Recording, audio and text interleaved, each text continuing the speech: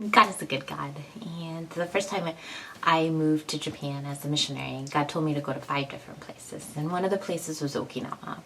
And I didn't know anybody in Okinawa, but when I was visiting one of the places that God told me to go, I was talking to the pastor, and she mentioned that she had a friend who was a chaplain at the Okinawa Christian school. She's like, oh, if you, I'm sure she'd love to have you come. And so I contacted her, and while I was praying, God said that he wanted me to stay till a certain date, which was like the February 20th.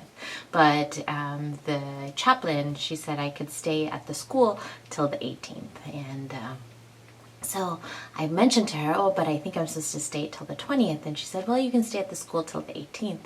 And I was thinking, but what am I going to do for 2 days?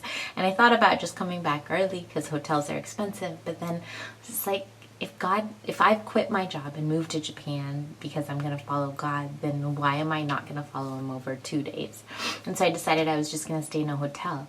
But one of my missionary friends there saw my blog, and she said, oh, if you need a place to stay, we have friends and you can stay with them for 2 days. So when I was praying about where I was supposed to go and what I was supposed to do in Japan, and God said to go to Okinawa, when he told me about Okinawa, he also showed me a vision, and in that vision I saw children of all different nationalities surrounding me. And so when my friend had mentioned that I have a friend who's a chaplain at the Okinawa Christian school, I was just like, wow, that goes along with my vision.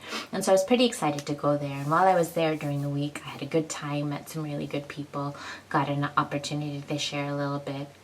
But that vision never happened. And when it was time to go, I was just thinking, oh, maybe I missed it. And the other interesting thing was, and I just love the way God sometimes just makes you so focused to go in a certain direction so that you will do exactly what he wants and what he has planned. And so when I got there, I found out that the chaplain had actually thought that for the last 2 days I would stay with her and then possibly speak at her church on Sunday.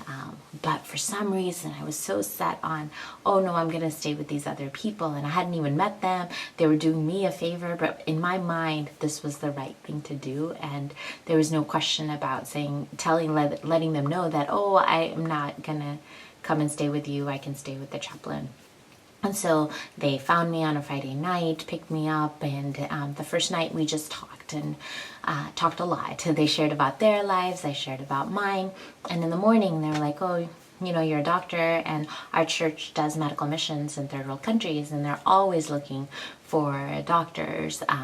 And so they mentioned that they did medical camps in Cambodia and the Philippines, and I remember, I remember thinking at that time, I don't think so, because I've just moved to I've just moved to Japan, and I have no intention of leaving right now. Like, I'm here for the Japanese people.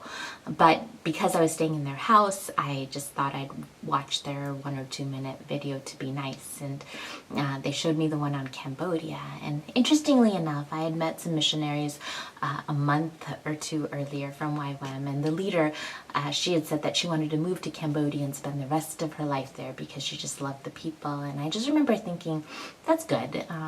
Somebody needs to go there because I have no heart for Cambodia.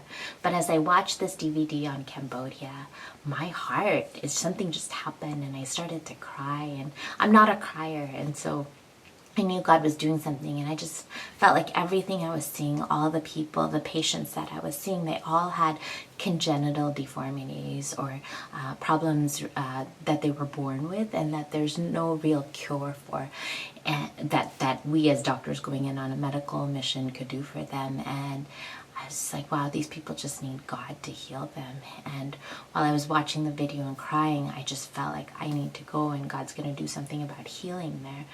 And then I watched the DVD on the Philippines, and nothing really happened to my heart. And so afterwards I said, okay, I'll go to Cambodia. And they said, oh, but we're not going this year. That trip got canceled. And so why don't you go to the Philippines? And I was like, nope, I'll go to Cambodia, but not there. And so I was willing to wait another year if they were going to go then. But then when I went 3 months later, they had decided to go to Cambodia, and so I talked to the pastor, and I ended up going to Cambodia. and I'll share about that later. But so that was day 2, and then day 3, my last day there, I ended up meeting some really cool people, but the morning was what was the most interesting. So we woke up in the morning and had breakfast, and all of a sudden the wife realized that, oh, I'm supposed to teach at the children's church today.